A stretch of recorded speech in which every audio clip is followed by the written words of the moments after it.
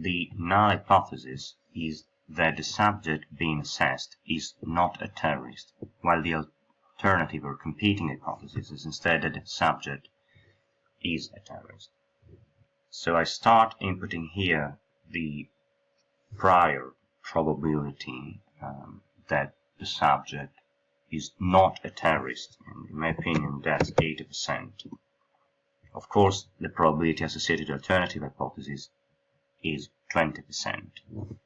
Next, I evaluate the first indicator. Is the subject a supporter of a terrorist-designated ideology or violent extremist ideology, and justifies the use of significant violence at home or abroad? I say that in this case the reply is no. Then I have to input the likelihood to have such a reply, such an answer, in case the subject were not a terrorist. Let's say it's pretty high in my opinion.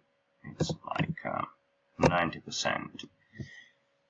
While the likelihood to have such a reply in case the subject were a terrorist is much lower, let's say 20%. And as you can see here, we have the posterior probabilities associated to the two competing hypotheses. And now I have to evaluate the second indicator. The subject has strong grievances, accompanying moral outrage over perceived injustice, and exhibits high emotion. Let's say, in this case, the reply is yes. So what is the likelihood to to have such a reply in case the subject were not a terrorist? Let's say it's pretty low, 30%. But of course, we may have some people who have strong grievances, even if they're not terrorists.